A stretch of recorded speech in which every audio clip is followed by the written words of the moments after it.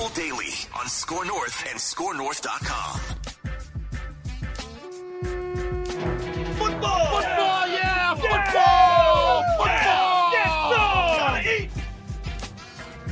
Let's go, boys. Let's go. Judd's on the road visiting some family over the weekend here. Declan in the home studio. I'm in the home studio. Doesn't matter where we are here on Purple Daily. We're all gearing up mentally for a super wild card weekend. And while you two are fortunate because there's no snow or it's missing you, I am in Dyersville, Iowa, where it is a whiteout condition. Dude. I am in the absolute middle of a winter snowstorm. How far from Very Kansas impressive. City, from Arrowhead, are you right now? Could you get your way over for the historically cold, frigid Could game? I? Yes. Would I ever think about it? Absolutely not. No, Dude, no. it's going to be... And we'll get to Feedback Friday here. Purple Daily presented by Quick Trip. Live every Friday for Feedback Friday around 10 a.m. Central Time on the Purple Daily YouTube channel. So that Vikings-Seahawks playoff game at TCF Bank Stadium in 2016 calendar year, that was, I think, the second or third coldest game in history. There's the Ice Bowl, the Packers, and the Cowboys, right? Yes. This is projected to be colder than the Vikings-Seahawks game in terms. So it's going to be below zero temperature and 30-plus below wind chill. And here's my question, though. I want to say sometime in the 90s, they changed wind chill factors and how they do it. And so I want to say the Ice Bowl was like when I was a kid. I remember they'd come on and say it is 95 below with the wind chill. And I was always like, 95 below, that's nuts. And I think they amended that. So I always does the league take that into account? So the temperature is the temperature, but the wind chill is the factor. So two things that got corrected in the late 90s were wind chill, overinflation, and home run measurements. I remember that Reggie Jackson once hit a ball 843 feet over two stadiums. But you know what? No, he didn't. You know what, though? Home run measurements are not nearly as much fun as they used to be, because now you'll see a blast and it's that was take your pick. 500 feet. Oh, man. Right. Well, but that was way more fun than 393. It's that wasn't 393. That looked way further. But I warn you guys, I am coming today from my brother-in-law Brian's basement, and this is a big Chicago sports fan. Wow, dude. That's Walter Payton. Is that Michael Jordan? That's Jordan. Hold on a second. I'm gonna show you this one. Gail Sayers. Yep, and I will continue to go. Ryan Sandberg. Man. Be forewarned. Is there a picture of you in there somewhere too? It's just Judd Zulgad on a microphone? No, there's not. Nor should there be. I'm just saying I got Chicago greatness right behind me. And Brian has Minnesota greatness, sports dad greatness in his home. Oh, he's weekend. Thrilled about that. He's absolutely thrilled. So, all right, let's get to some Feedback Friday questions here. This is where we turn the show over to you guys. We stockpile your questions, your hot takes. We've got some reckless speculation in here. You can always hit us up through the Score North app. There's a feedback tab. That's the best way to send us an email. So Sharif Stafford chimes in and says, some food for thought. I'm not sure if I'm even 100% on board with this, so don't kill me too much for this. But I'm starting to feel like the Vikings should trade back just slightly and gain a second or third rounder or multiple if possible. I know that's probably unpopular with the fans, but I feel like the top three quarterbacks are going to be off the board, and there's so many positions of need you guys have pointed out this week. With the current mocks, I'm thinking they could trade back a few spots, still get an upper-level edge rusher. Maybe D-line, interior offensive line would be my main focus throughout the draft too. He's also calling the Vikings SAWFT soft in this email. How would you? We've talked pretty exclusively about what's available from 11 on up if they're going to trade up, and we have not really at all on this show entertained the idea of moving back. I think based on what happened a couple of years ago, where you moved back 20 spots, passed on Kyle Hamilton, and we're scared again. Whiffed on a couple guys. So how does trading back sit with you guys? It's not my first choice, but I would take a quarterback, so that's my thing. But if you're going to keep Kirk, I keep saying if you keep Kirk, I do not think that you're going to necessarily take a quarterback in the first round. So let's say that you're not. If I'm not mistaken, do they not have a third round pick? I want to say the Vikings don't. have a second, but no third round pick. Here's what they have, just so we can all be on the same page. They have a first round pick, a second round pick. So they have the 11, the 42. They do not have a third round pick. They have 2 fourth round picks, 2 fifth round picks, and 2 sixth round picks. And they don't have a 7th round pick. So they have a ton of picks. They have 6 picks to start day 2 between rounds 4 and 6, but they only have day 3, but they only have 1 day 2 pick in the second round. So if you're going to keep Kirk and you're going to continue to try to win now, and I don't see them keeping Kirk and taking a quarterback in the first round, because it's sort of like, what's the point then? Are you trying to win now or not? So this is not my plan. This is not the Zolgadian plan. But if that's what they do, if they do sign Kirk, then this does make some sense, because you could replenish. I mean, if you got another second round pick and you can take a first round talent edge with your new first round pick. You know, what's funny is the Scene trade in a much smaller way. And that whole decision to bail backwards is sort of reminds me a little bit of the Ponder thing, right? Because now we're like, don't trade back. What are you doing? You traded back and it was a disaster. Yeah. Well, I will say it doesn't have to be a disaster, but this would not be my first choice. So what the draft value chart shows is if you move back from 11 to, like, let's say 17, that's Jacksonville. That's 300 draft chart points, which would be the equivalent of Jacksonville's second round pick, and then you would kick back like your 4th or something. So you could if you traded back in the teens or even like early 20s, you could get another team's second round pick, and you might have to like float them a 5th or something back. But I don't know if the quarterbacks are gone, and you feel like, well, let's say the first 3 quarterbacks are gone. And I know people are going to kill me. Some people are going to kill me for this, but let's say those 3 quarterbacks are gone. You trade back a few, get the extra second, and you take J.J. McCarthy in the second round or something. You re-sign Kirk, take the 20-year-old kid. He sits for a year. It's not what I would like to see happen, but I could see their logic of, okay, well, yeah, we caved into Kirk. We gave him 2 years. Instead of drafting trading up for a 23-year-old quarterback like Jaden Daniels, let's beef up our trenches and maybe grab a developmental quarterback in the second round. I mean, I would think option 1 is still Kwesi kind of fielding out if he wants to trade up before the draft starts. Right, I think that's option 1. Option 2 is draft day comes along, and then you still can swing that trade to move up, but you let the board kind of play out, and then you make that, call or make that decision as the board plays out. Option 3 is if all the quarterbacks are indeed off, and maybe you're not in love with Latu, or Latu's even off the board at that point, a trade back a few spots, accumulating more picks is 100% possible, while also still doing the same thing they did in 2014, which is then sneaking back in towards the end of the first round, maybe taking J.J. McCarthy so you get the 5th year. Like, there are plenty of options for them to trade back. I know Vikings fans are scarred from that because of the Lewis Scene situation, and I also think that process was a little flawed. But I will say trading back is, I would say, not likely, but it's 100% on the table, and I wouldn't be surprised if it happened. Yeah, and I think, obviously, yes, the whiffing on Lewis Scene and Andrew Booth makes you just not want to do that.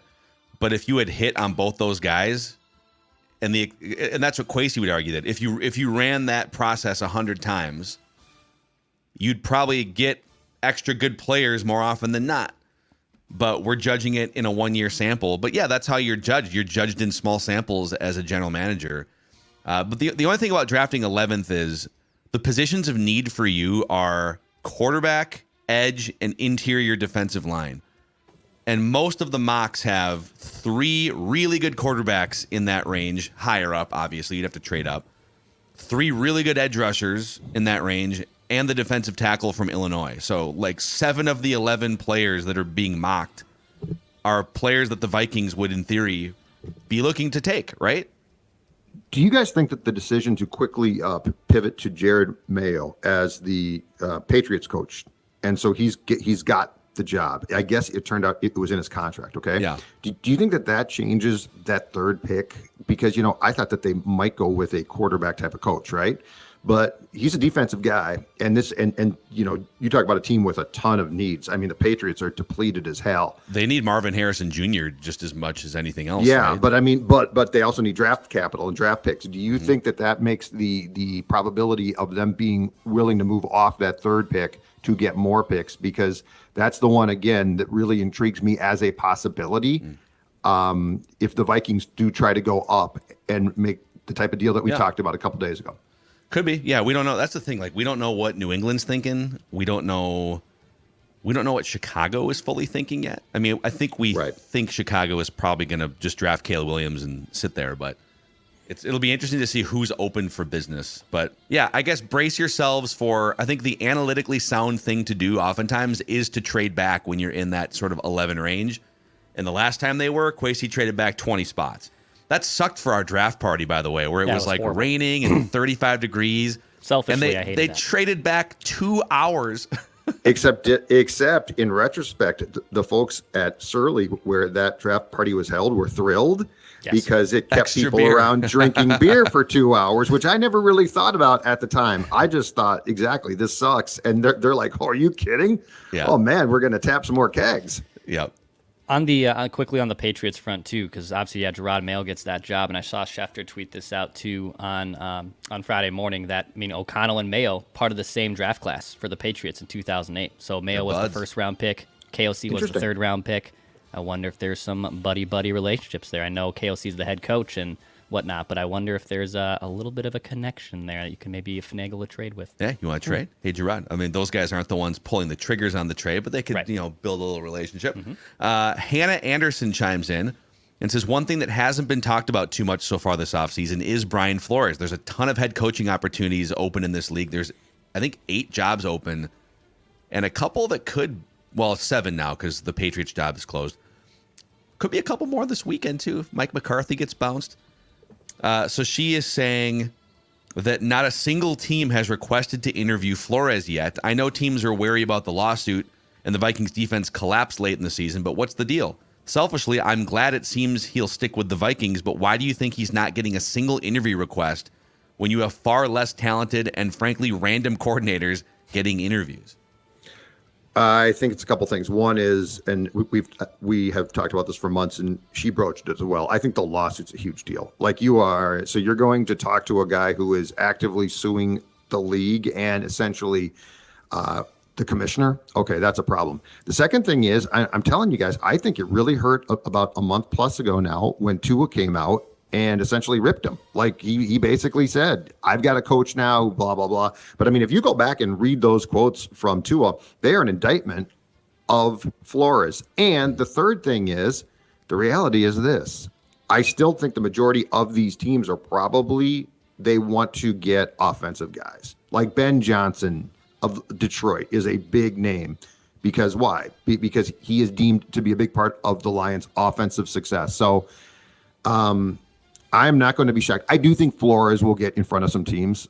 I do think that he will, but I will not be shocked at all if he does not get a job. Now, if the suit gets settled, which at some point it's going to, and if the Vikings continue to play well defensively, I could see him being gone after next season.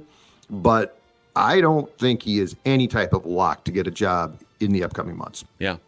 And if that is the case, one more year, Brian Flores is probably a great thing. I do wonder, though, okay, Flores is coming back.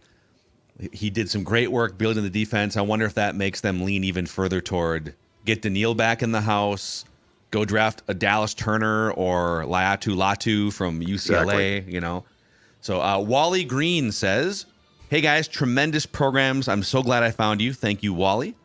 Been a fan since the age of black and white TV, at least in my household. Not of us, I would assume. Our show goes back 10 years, I think. Yeah. It could be me. Could be you, I guess. In fact, when drawing helmets as a grade schooler, I thought their helmets were black.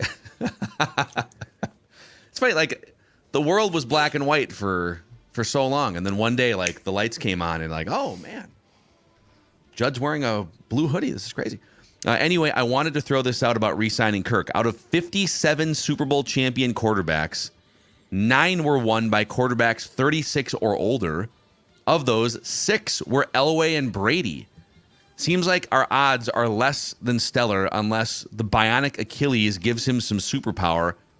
He's a great man for sure, but I am under the assumption that the Moneyball GM can't make this pencil out. Win one before I die. So basically, if you take away Brady and Elway, who are two of the greatest quarterbacks of all time, then only 3 quarterbacks 36 or older have won Super Bowls. Right? Interesting, yeah. Yeah, but I mean, but there was a time when that age was a cliff, right? Like the Brady thing. I mean, he took that to such extremes as far as the age goes. But I would agree that he's got some good points, some very good points. And again, so let's play the old Crusaders game here too. Of it's not Kirk's fault. Okay, let's play the game. It's not Kirk's fault. Where is this team at if they re-sign Kirk, which is going to cost you? Where is this team at as far as the window to say, okay, if it's not Kirk's fault, well, then can Kirk be on a team with the Vikings that wins a Super Bowl? So, like, if we're going to absolve him, we do have to do it both ways. And so the judgment has to be is, are you in a window where he can win you and the whole team right now? And I say they're not there yet. That's the middle purgatory problem. Let's keep going on this thread here. There's a couple more that are kind of in this realm. So Ken Olson says, I think you guys are wrong that if they re-sign Kirk, it means they are not taking a quarterback high, especially after the reports about how hard they tried to move up for Anthony Richardson. There's nothing in the Wilfs' history that points to impatience. And I would point out that some of the greatest quarterbacks have sat for a year or two to learn the NFL game. Steve Young sat behind Joe Montana. Brett Favre, well, he kind of bounced from Falcons, sat behind Mikowski for a minute. But not long. Tom Brady sat for a year and a couple games behind, but they didn't draft Tom Brady as the heir apparent. They drafted him as a 6th-round flyer. Right. Patrick Mahomes, he did sit for a year. Culpepper. Then you have guys like Wilson, who won the starting job. Is that Wade Wilson? Russell Wilson. Russell Wilson. Yep. Or guys like Dak, who were forced into starting when Tony Romo got hurt. So, all right, here's my only issue. For a while, I was kind of on if you can get Kirk back on a contract that allows you to get out after the first year. Yes. Like, the Chiefs could get out from Alex Smith's contract after the first year, so they felt comfortable drafting a quarterback in the top 10 or wherever they traded up to get Mahomes and sit him for a year. But now that we've heard Kirk speak about the importance of structure and kind of respect and all these things, I don't think they're going to be able to get him on anything less than 2 years guaranteed. So are you going to – here's the problem. Like, if you cave into Kirk and you give him the structure he wants, it's probably like 2 years, $80 million, almost fully guaranteed through 2025, plus the $28 million in accounting money from his previous contract that hits your cap over the next few years. Yep. Doesn't that feel like, so you're going to do that contract and still draft Jaden Daniels in the first round? Aren't you now wasting the majority of his rookie scale contract by not just starting it? It feels like oil and water in terms of building your roster. I just don't know if I see that happening. I remind you guys, I believe it was 2 days ago now, of Kwesi Dofomensa's comment at the postseason press conference, okay? And it was the key part to me. Ultimately, it always comes down to, can you find an agreement that works for both sides and all of those things, okay? So on the surface, I think we all think money, just like with Kirk. And then Kirk tried to say, no, it also is about what those dollars represent. And I think that's what Kwesi is preparing us for, which is, if Kirk Cousins came in tomorrow and said 40 mil, 1 year, let's do 1 year deal. I want to prove myself again. In fact, you know what I really want to do? I want to develop a guy behind me. I love the Vikings and I want to help you. I think we'd all say absolutely. Get to sit a rookie.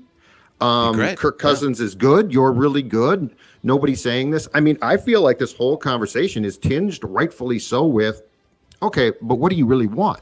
Because if he's like 2 years guaranteed, and by the way, and I don't blame him one bit. Let me make this clear, because the Crusaders are going to be upset. So Crusaders, calm down. But to be very, very clear, I don't blame quarterbacks for not wanting to develop their successors. It's not their job. Yeah. These are prideful professionals who want to keep their job, okay? Mm-hmm. But Kirk Cousins is a guy that wants to keep his job. So I feel like this entire conversation is built on that, not hey, Kirk might come back for 1 year. Oh, okay, that totally changes the game to me. And again, the 1 year thing, because I see a couple comments here too. It would only draft a quarterback. He can sit for a year. Well, is Kirk Cousins going to sign a contract that is only good for a year, or would you sign him to an ironclad guaranteed contract for 2 years that has a no trade clause potentially, or has no trade clause potentially, and you can move him, but that's risky too because like, what if he doesn't bounce back from his Achilles tendon injury, and you were banking on maybe trading him after the first year, but now there's no value. And by the way, if you give a guy a big signing bonus, and there's already bonus money from his old contract, part of this is if you're going to bring a new quarterback in, wouldn't you want your books to be clear so you can start building the rest of your team? Mm-hmm. If you've got $40 or $80 million tied up in the bridge quarterback, like if you're going to go with top 10 draft pick quarterback and bridge quarterback, again, clip this for social if you want people's heads to explode. Aren't you better off with like Ryan Tannehill for $8 million instead of Kirk Cousins for 35 or 40? I'm not saying Tannehill would be better than Kirk Cousins as a quarterback, maybe coming off an Achilles, but it's about like, let me pour these resources into building a team that we can support this new quarterback with. I'm in the camp across all four of the men's major sports that there's no such thing as a bad 1 year contract. So like if Kirk Cousins did want to come back on 1 year, dude, I would actually sign up for that. Like if it was ironclad $35 million 1 year contract, that's it. I would actually sign up for that tomorrow. Kirk doesn't want that. Kirk Cousins wants security. He wants that all, and then hey, that's his prerogative, and I don't necessarily knock him for that at his point in his career. But if it was a 1 year deal, sign me up. But I don't think Kirk wants to even remotely consider that. So here's another angle here. Robert Barweiler says, Kirk has stated it's not about the dollars, it's about what the dollars represent. Well, $25 million per year was enough to respect for the GOAT, Tom Brady, at the end of his career. Shouldn't that be enough for the top 10 to 13 quarterback in the league right now? 2 years, $25 million a year with $35 million guaranteed, so only like partially guaranteed in the second year. If that's not good enough, let him walk. Now, I went back and just did some fact checking here, and he's right. Tom Brady was earning between $20 and $25 million a year over the final years of his career in New England and then also in Tampa, which was about, in any given year, about 12% of the salary cap. In New England, he was like 20 or 23 million. Then he went to 25 as the cap went up in Tampa, and then he actually went back down to like 20 million his last year in Tampa, but about 12% of the salary cap. So if you account for league inflation, right, like the cap keeps going up every year, 12% of this year's salary cap would be about $30 million a year, which is exactly what PFF projected Kirk's contract to be. Also worth noting, Kirk Cousins isn't Tom Brady. So people keep using Tom Brady played till he was this. Tom Brady, like, dude, Tom Brady is a bionic freak. Right. And Kirk does like devote his every waking second to being healthy. I have no doubt that Kirk's going to come back and probably play a couple more years minimum in the NFL. But it's hard for me to compare anyone to Tom Brady or LeBron James in the NBA. I feel like the Vikings are at a point with veterans right now where for a large part, you're going to have to come around to their terms too, which is why I think Daniil, who I actually would love to see back, but I think Daniil is going to be tough as well. Like, I don't think that you give out those contracts that the players dictate the terms, in my opinion, when you're on the precipice of a Super Bowl championship. It's like, okay, final piece of the puzzle, you got it, right? Yeah. But when you're in the zone that they're in right now, I think you pay guys like Jefferson. I think you pay your young talent. By the way, again, the very important thing to remember in this league is you want to pay guys coming out of their first contract, not like their third contract. But I don't think the Vikings are in a position here, if they're probably being logical, to be allowing veteran players who are probably near the end at dictating the terms. And that's and with Kirk, I'd be fine if he walks. With Daniil, I'd like to bring him back, but I think the reality of both of those situations is pretty close of, okay, we have to make the smartest decision for our long term here, because we're probably, if we're being honest with ourselves, not on the verge of a Super Bowl championship. Yeah. Hey, boys, it's Super Wildcard Weekend, okay? Football. That means plenty of chances to jump on Underdog Fantasy and make the weekend even more fun, Dex. I have a pick to share with the audience right here on Underdog Fantasy. I made this on Friday morning. A 2-item slip here. Joe Flacco touchdown passes over under 1.5. Let's do it. Let's go. And then in that frozen tundra of Kansas City, will Tua have a fumble? I think he also will. So I in the YouTube comments section right now, you'll find Dex's Super Wildcard Weekend pick of the week. If you want to ride with me on this pick, you are welcome to do so. If you want to fade me on this pick, because Dex tweets isn't always right, you can also do that at Underdog Fantasy. So recurring users, go ahead and click the link. And new users, if you want to get in and still make that selection as well, you can use promo code SCORE, SKOR, and they'll give you a $100 deposit match, plus a free mystery pick'em item too on this Super Wildcard Weekend. Go download the Underdog Fantasy app. Love it. Love it. Super Wildcard Weekend. Super. Hey, so it's cold as you know what all throughout the Midwest this weekend. If you're already sort of sick of, I mean, we've had a really mild winter, so I don't know how you can be sick of it yet. But if you're already thinking about summer and, oh, man, how can I get to some warm weather? So Ballard's Resort on Lake of the Woods is a fantastic summer fishing getaway trip opportunity for you. Prime location, Ballard's Resort right on the south shore of Lake of the Woods, which, by the way, is the walleye capital of the world, with all sorts of guided fishing experiences. Why don't you go snag a 10-pound walleye with help from a U.S. Coast Guard licensed guide? This is a fantastic summer fishing getaway up near the fresh air of Canada. Go to ballardsresort.com. That's ballardsresort.com and book your dates before they fill up. Okay. I love this question from Christopher Moe. I don't know of anyone who's brought this up already, but here's my reckless speculation. The Vikings will be the proud participants for the first time in franchise history in Hard Knocks. Oh, they can't be. You have to. I think you have to have made the playoffs the previous year. No, isn't it the opposite? No, yeah. I think I looked this up a couple of weeks ago because I thought the same thing. There was something I found that would stop them, which Teams is a get shame. a pass if they have a new head coach, if they've done it within the past 10 years, or if they've been to the playoffs in any of the two prior seasons. Been to the playoffs. So they qualify. Well, wait. Oh, prior been to the playoffs. Seasons. They made that's what it was.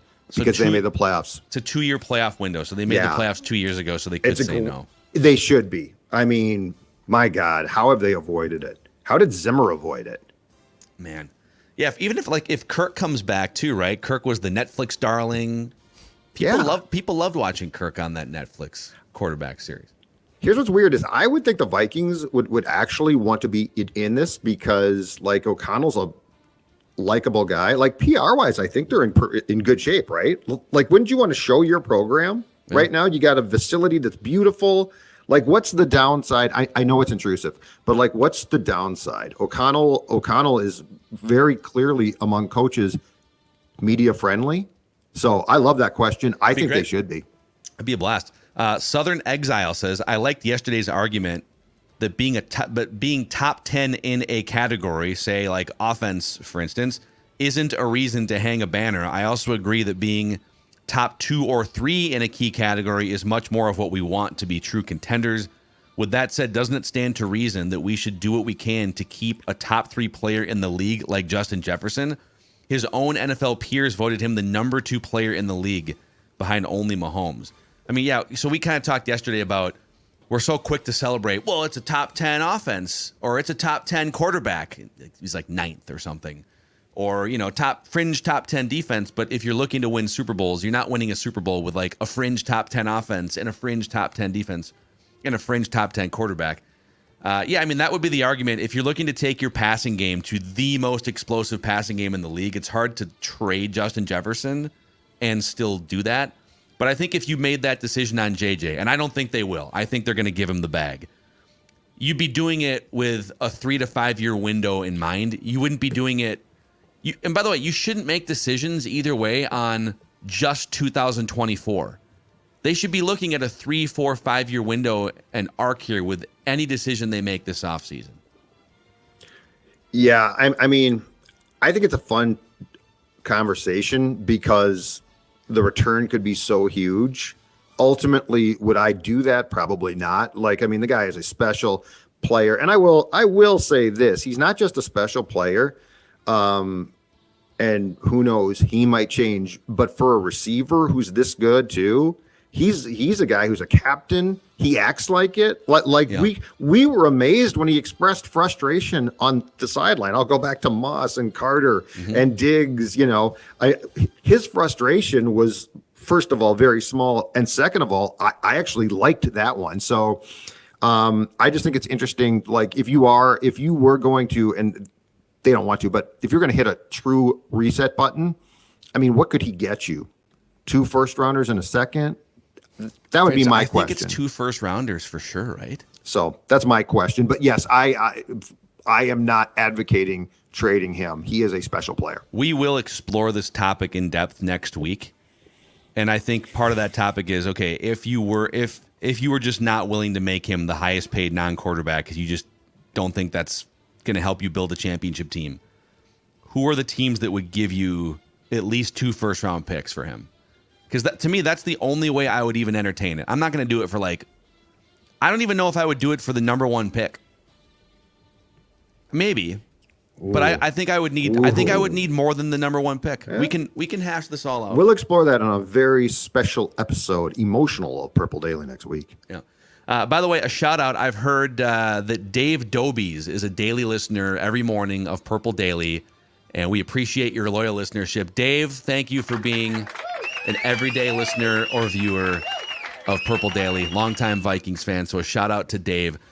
Tom Hinkle says, do your wives and Declan's fiance ever get tired of you guys watching and commenting on sports? Even though it's all 3 of your livelihoods, are there times when your gals say, hey, pay attention to me? Love the show. Podcasts are always fresh. Ooh. So I wouldn't say it's pay attention to me. It's just, regardless if it's football season or any time of the year, I'll be just finishing dinner or turning on a TV, and she'll just say, there's another sports game on that you have to watch tonight. She's just flabbergasted, I think, by the amount that I just fill myself in with sports. She's pretty good with it. She knows it. And in fact, I would say relationship-wise, she actually appreciates my schedule more during football season than off season, because we're just kind of reacting to things that happen across football. But no, I don't get too many of those. She's just shocked that every single night I have the TV on and I'm watching some type of sporting event. The pressure is on me here because I'm at my in-laws, Dawn yeah. and my sister-in-law Lisa and Brian and Tyler and my niece Jordan. They're all watching right now, and so like I am in it. Okay, I will say this. I think Dawn was very surprised when we first met for like the first 5 to 10 years at the amount of games, but she accepts it now, and it's not bad. If it bothers her and Stella far more that I incessantly babble. Like the babbling part of the job. In fact, you're just you're muttering about the Wild's power play. No, I just babble. No, about life. No, I just babble about life. Yeah, I babble about games, but I babble about life. And I think so she told me yesterday, when you're babbling, aren't you doing like preparing for the show by doing things that you will do on the show? I said, I'm far goofier without the microphone. I'm goofy with the microphone, but I'm far goofier without the microphone. So no, I said, I just don't shut up. I'm actually way quieter. I feel like we get done doing shows and I just kind of want to like not talk for 3 or 4 hours. And so that's my personality. But I have a story about this. So my wife and I, we've been married for 4 years. We've been together for like 11 years. And the first year that we were, it was like probably the first year and a half we were together, and she was spending more time at my place. And in my old, Judd, you had been in my old condo downtown Minneapolis where I had the 2 TVs. I need 2 TVs. So I had 2 TVs stacked on top, and then oftentimes would have like a third computer.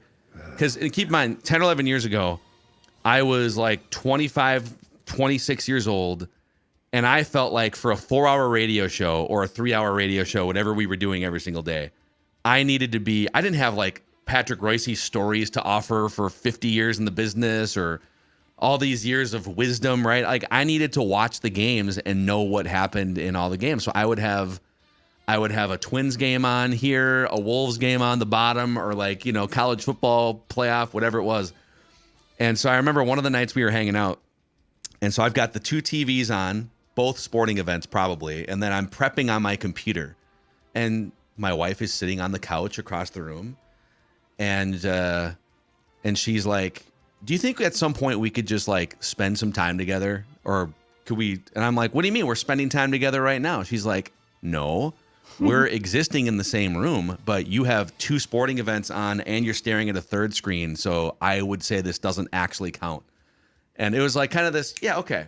What I view as spending time together physically is not actually how you build a relationship with somebody.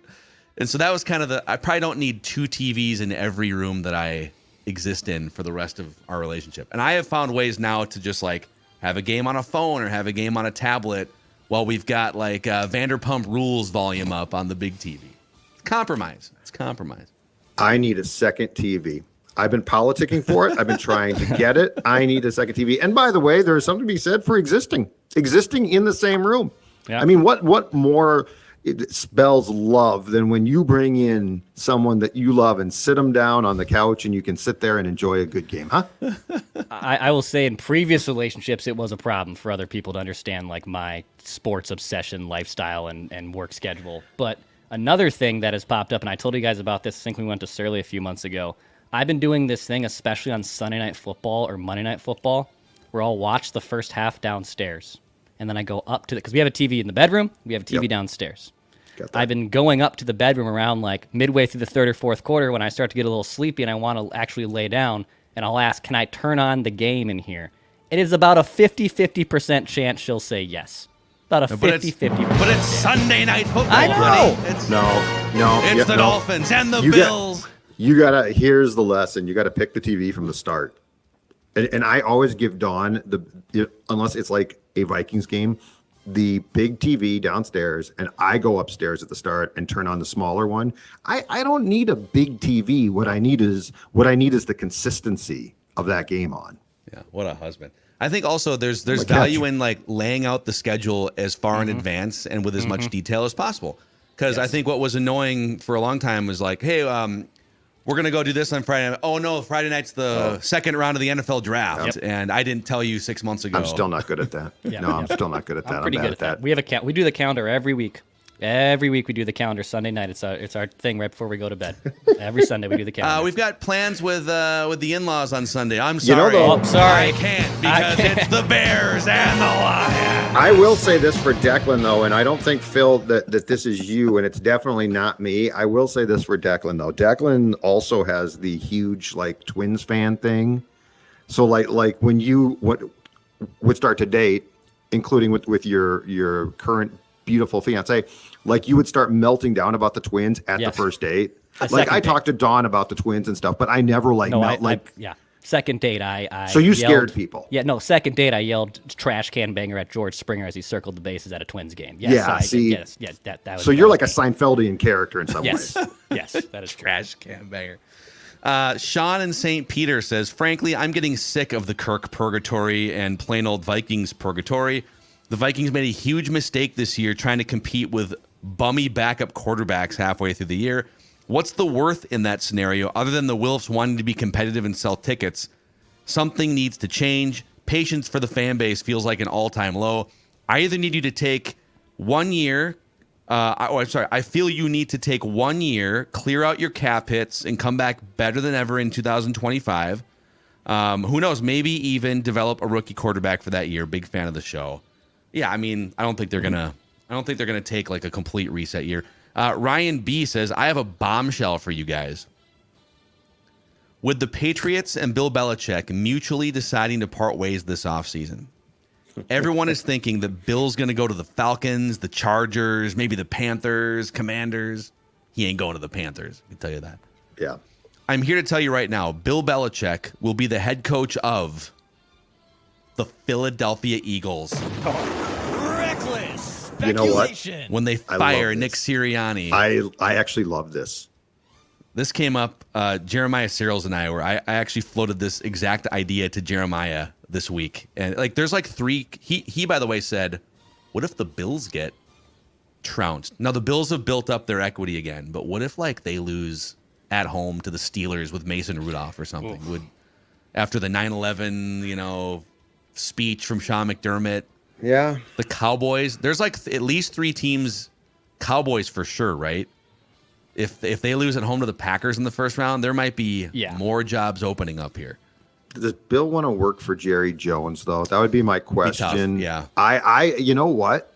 The Eagles, actually, that's a great one because they have such a history of blowing out coaches who you don't expect to be blown out. Yep. Oh, yeah. So, like, I could see that. I also don't think that Bill, it ended actually seemingly so well with Kraft and the Patriots. I don't think Bill's going to go. I don't think it's an arch rival of the Patriots situation. I think like Philly would be absolutely ideal. Good team, super interesting, NFC. Because I don't think we're trying to burn bridges here. Like Bill couldn't stand the Jets. I don't think that's the case now. I love that one, Philadelphia. Yeah, it's super interesting. I'm trying to think of other teams in the playoffs right now. I mean, Mike Tomlin, I think he's staying, but like, is there a chance after 17 years that he just doesn't want to be there anymore or something, and that job opens? Jimmy Heyer says, I was thinking if Nick Mullins wasn't on injured reserve and played instead of the Pasternak, we may have been able to see the Vikings lose one more game and move higher up. Although Dobbs was dreadful against Chicago. My question is, it would have been fun to see how many more interceptions Nick Mullins could have thrown. Vikings fans got a taste of what Saints fans felt with Jameis Winston for those years. I discovered your show at the start of COVID while walking my dog Riley. He's a 70-pound border collie husky mix. If you could shout out Riley, who's a good boy? Oh, Riley, eat your Nutrisource. Who's a good Nutrisource boy? So I saw this question in the inbox this week, and I decided to do some math on this. So Nick Mullins has a 5% interception rate, which means 5% of his attempted passes are interceptions. For context, that's easily the worst in the NFL. So Mullins is 5%. CJ Stroud, who's a rookie, is 1% interception rate.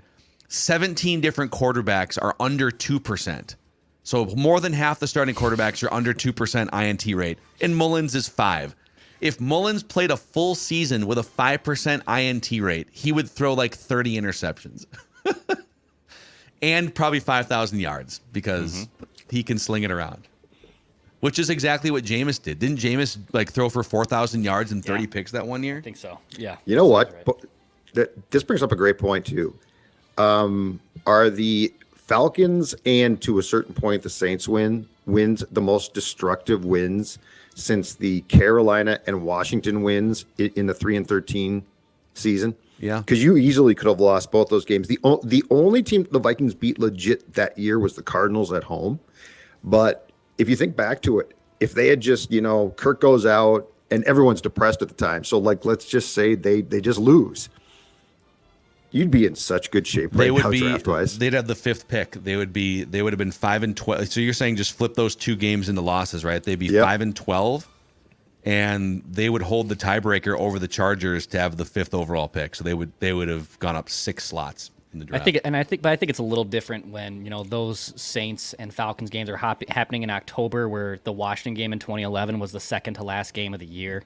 You know what I mean? Like little different context. And I mean, hell, we were thinking that team could go to that Vikings team at that point. They beat the Saints and Falcons was going to go to the playoffs. But I mean, revisionist history. Yeah, it is, I guess, destructive in the long run. Dude, Jameis Winston, his 2019 season in Tampa. So he started all 16 games. They went 7-9, by the way. He led the NFL in passing yards with 5,109 passing yards. It was one of the greatest in terms of just sheer yardage numbers you'll ever see. But he threw 30 interceptions, 33 touchdowns, 30 interceptions. That's awesome. His INT rate was actually lower that season than Nick Mullins this season for the Vikings. Wow. 4.8%. Wow. And guess what? Jameis ate those W's as well. He did. He ate the W's. And then decided with his teammates to overrule his coach, and from the victory formation scored a touchdown. I do apologize to DA, but it was a team decision. It was a team decision. It was a team decision. Just amazing. Hey, our friends at Zero Res are helping you before we get to more feedback here. Deep clean your home to get off to a fresh air start, I guess, to your 2024 here. So Zero Res has a 4.9 out of 5-star rating on Google with 17,000 reviews, so you know they're credible. And if you call or go to their website and ask for the Score North special, you can get 3 rooms, 0 resified, starting at just $119. That's 952-0-RES or zeroresminnesota.com. Say you want the Score North special. Spell it forward or backwards. It spells the same. Zero Res. Also, a shout out to our friends over at Federated Mutual Insurance Company who've been helping to power us here at Purple Daily and all across the Score North network of podcasts for several years now. So Federated is all about equity, integrity, teamwork, and respect. These 4 cornerstones create the foundation that supports all of their interactions and decision-making as it pertains to their own company in-house and their partnership with your business. So if you're a business owner looking to take your business to another level through risk management, Federated Insurance is here for you. Federatedinsurance.com, where it's our business to protect yours. All right, let's see here. Ira Coleman says, very unpopular opinion here. And to my knowledge, I have not seen this recklessly speculated yet. Oh. Reckless speculation. If, for whatever reason, we don't draft a quarterback in the first round, why not take an offensive tackle? The consensus is at least 5 offensive tackles with first-round grades. We can definitely snag one at 11, but I recommend actually trading back and still grabbing one. It doesn't make sense to trade Brian O'Neill cap-wise this year, but we can save $15 million and $20 million in 2025 and 26 by moving him off the books. Not my go-to draft scenario, but definitely one worth exploring. Could get a decent haul for O'Neill next offseason and not be paying over $20 million for a kind of injury-prone and aging right tackle. Build the trenches. He's thinking, I will say this, any sort of outside-the-box thinking about a 3 to 5 year window, I'm all in for. First time I've seen someone suggest offensive tackle for the Vikings, though. This is, I mean, on the surface, I'm like, what? And then I think about it, I'm like, okay, I wouldn't do this, but I sort of get it. What if you traded back, got the extra pick in the second round, you nab Penix in the second round, you took a tackle in the first round, and now before he breaks the bank, you also could trade, or you could trade Darisaw instead. I'm back to my trade Darisaw. Dude, which I think I'm out on the Darisaw thing, but if you look deeper at O'Neill, so there's been some injuries, right? He obviously the Achilles, the ankle, but he played pretty well when he was healthy this year. Yep. He's going to be 29 years old and one of the highest paid right tackles in the league when the season starts. Mm-hmm. Is it worth it? Like, what could you get if you floated him this next 2 months, like before the league year? What would you get for him? 3rd round pick. Yeah, I was going to say, I don't think you get a ton because of what you just said, which is the injury situation the past 2 years. Darisaw would definitely get you more, but look, I'm not going to take a tackle. So I just think it's an interesting, I like the outside the box thinking. Orlando Brown only fetched a 2nd round pick in 2021, and he was also, I mean, Orlando Brown's only 27, so he was 25 when that trade happened. Yeah. I feel like once those tackles start to get hurt too, lots of times it becomes a trend. You know, here's another interesting thing. Brian O'Neill, if I'm reading over the cap right, has no more guaranteed money left on his contract in 2024. Now, because of the way the bonuses are structured, you're still on the hook for a pretty huge cap hit. So you wouldn't, like, if you said goodbye to him, you would still have to eat like $8 million bonus prorated this year, next year. There's some other like bonuses worked in, but it's worth looking at with his age too. Like if they decided, all right, we're gonna go young quarterback. JJ is still young enough. We've already got our young tackle over here in Christian Darisaw. But they don't have anyone. They'd have to draft someone because they don't have anyone in-house right now that you would say, okay, that guy can step in and be formidable for a year at right tackle. Interesting. Okay. Quinn from Chicago says, I'm curious who you guys are rooting for in the playoffs this year. I, for one, would love to see the Browns and Lions go far, especially Detroit, since I hope it will light a fire under the Vikings' butts. Is there anyone that you guys... I mean, the Browns and Lions, how can you not root for those franchises at least a little bit, right? Kevin Stefanski. You got two teams that have just been garbage for decades. I don't know that I'm mentally prepared for a Lions playoff run. Yep. Like, I don't know that I'm in the right headspace for that. Okay. The Browns, I guess I am a little bit more. But I just, you know what? I celebrate the entire Super Wildcard Weekend catalog. The whole catalog? I'm not even rooting for a team. I'm just celebrating the entire catalog, much like Michael Bolton did. Yeah, I'm with Judd. I could not handle the Lions making or winning a Super Bowl before the Vikings. It would be a huge kick in the gut to this sports fan. I'm sorry. You know what? I can't see it. I think the Vikings... And poor Kelsey then would have to hear about it. Yes. The Vikings have brought this on by being comfortable in that middle ground, comfortable with mediocrity, while the Lions had many failed sort of rebuild and tank jobs. I'm not saying you want to do what they did because it literally took them 30 years between meaningful runs. Mm-hmm. But if they do it, I'm not where you guys are at. I'm comfortable with it because the Vikings have had 60 years to figure this out. And they've had many years of kind of 9 wins, 10 wins, 11 wins, and beating up on the Lions, and they couldn't cash in. So guess what? This is the one shot the Lions have. If it happens, it happens. I guess my thoughts aren't on a Vikings basis. I'm just saying, as a human, I don't think I'm prepared for this. Like my brain can't process it. So yes, you're right. I just don't know if like the Detroit Lions, like going to the Super Bowl, is within my mental bandwidth where I could continue if it happened. It is weird. Yeah, it would be like if your dog Stella just like started talking to you one day, just like, hello, you'd be like, whoa, what? The Lions are in the NFC Championship game? If she started to talk, it'd be bad. Can she tell me to shut up? Hey, fat boy. Rah. Hey, fat boy. That's what I'm pretty sure Maya calls me is fat boy. The way she looks at me sometimes. She's judging me. Yeah, of course. Dogs, pets always judge you. Mm-hmm. The little side eye. Yeah. Wyatt Schultz says, with Justin Fields seemingly on the way out of Chicago, would it make sense for the Vikings to take a stab, at least as a bridge quarterback, if not more? I feel like we get this question like once a month.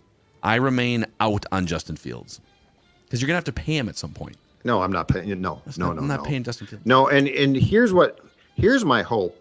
My hope is that the Bears hang on to him because I think there's at least that outside possibility. If the Bears had changed coaches, I think for sure they bailed. I still think they should, but I'm not positive that they will. And if they decide to stick with Fields, I do believe that's going to be to the positive side of the rest of the teams in the North.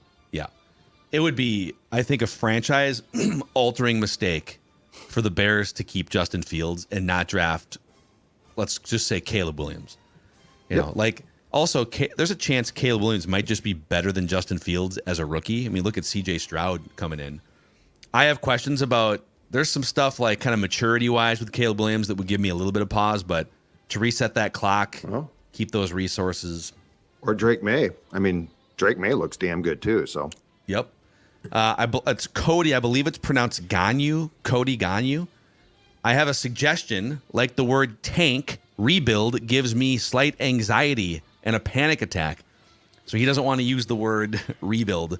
We got rid of the word tank halfway through the season. We're not tanking around here. We're setting ourselves up for future success, right? Mm-hmm. Mm-hmm. With Darisaw, O'Neal, Jefferson, Addison, Hawkinson, Chandler on offense, we're poised for a long, great offensive system for years to come.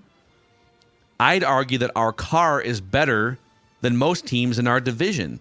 On defense, we have Bynum, Metellus, Blackman, who are solid pieces to build around. If we bring back Daniil and add some more defensive line help and depth at corner, I would say our team can compete for division titles next season.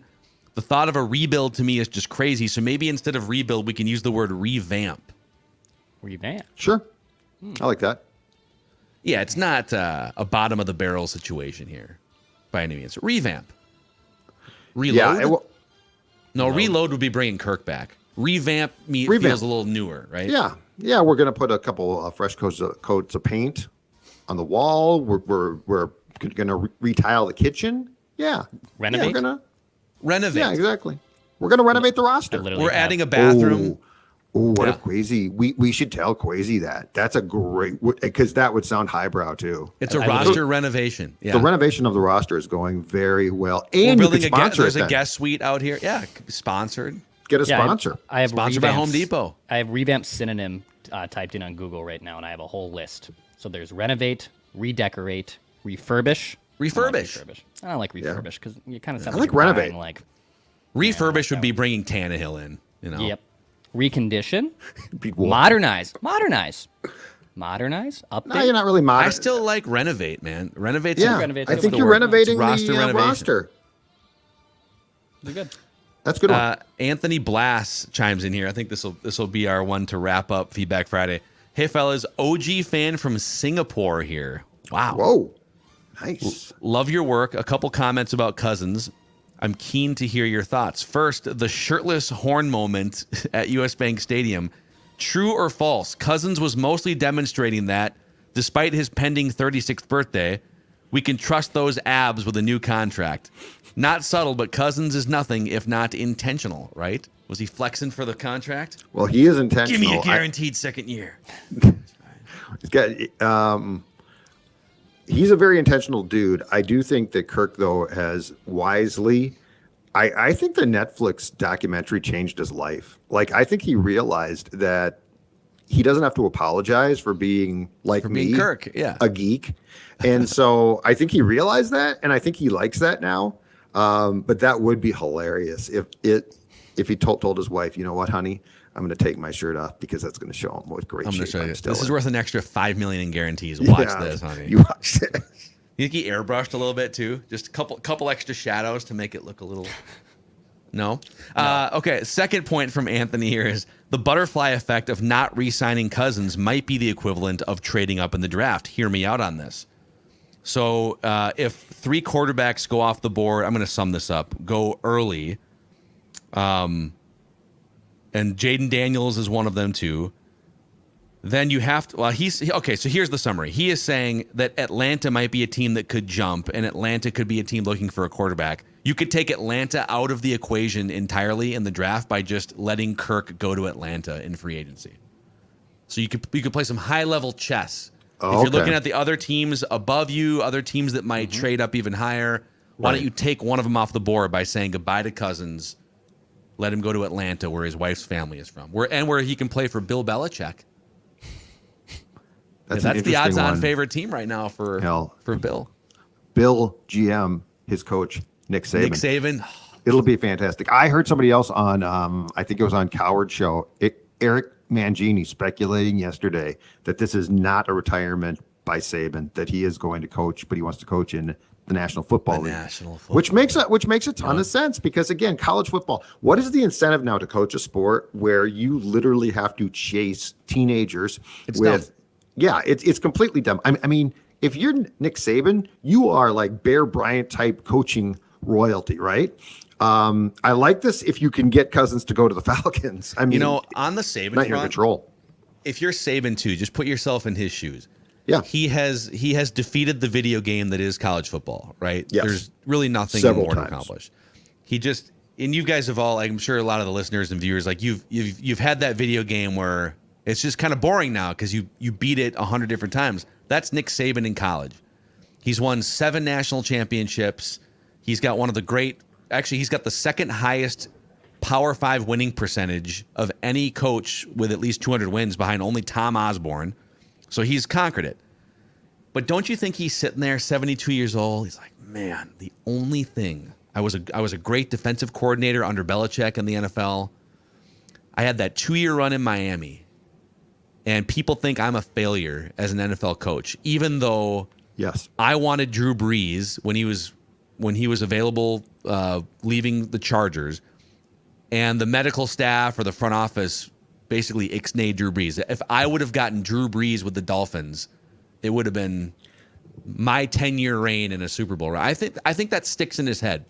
Oh, absolutely. And I also think at that time, and I said this, I don't know that he was prepared to coach men. Like, he was a great college coach, but you know what? He's softened up. Like, he's older, he's smarter. So like if he walked in, because when he walked into the Dolphins locker room, I think he sort of brought that college, it's my way mentality. And, players are like, dude, screw off. No. But if you've seen stuff, it feels like in the last 5 years or so, he's really softened up a lot. Like he seems much more in tune with people and not as big of a hard ass. I would give him actually more of a chance now to being really good. And again, if you're at Bama, you're chasing the portal. Like that's not, you don't want that if you're him. You've been doing this forever, and now you're like begging some guy from Slappy U to come play for you or something. I just don't. I don't know what the if you're a college football coach now, I don't know what the attraction is. Well, there's still a ton of money in it. Sure, obviously, but I mean, recruiting, it used to be, okay, you recruit well, you'll probably do well. But now it's recruits leave after a year. The portal, those coaches now are getting what they earn. Bill Belichick running the front office, which I don't know that I would hire him to do that. I'm just saying what Arthur Blank might do. Nick Saban to coach the Falcons, who are loaded with offensive weapons. Number 8 overall pick and a ton of cap space. And a fellow Michigan State man. Nick Saban, Michigan State background, and Kirk Cousins as the trigger man. And then use that 8th overall pick to draft an edge rusher. Off to the races. And the greatest Netflix documentary of all time, Grumpy Old NFL Men. Oh, my God. Can be filmed. Saban and Belichick just bitching up a storm about life. Kirk, hey, guys, what's going on? Inject it into my veins. All right. That's a wrap on this Feedback Friday here. Purple Daily Vikings Entertainment. If you haven't already, please click that like button and the subscribe button on this YouTube channel. And on the audio side, if you're listening on Apple, if you could give us a 5-star rating and a positive review on Apple Podcasts, it helps us continue to grow and spread the word about the show and this community of Vikings fans. So thank you guys. Purple Access tomorrow, Declan with the first edition of Off-Season Ventline as well. And then next week, a lot more reckless Vikings off-season speculation for you guys here. We just want the Vikings to win a Super Bowl before we die.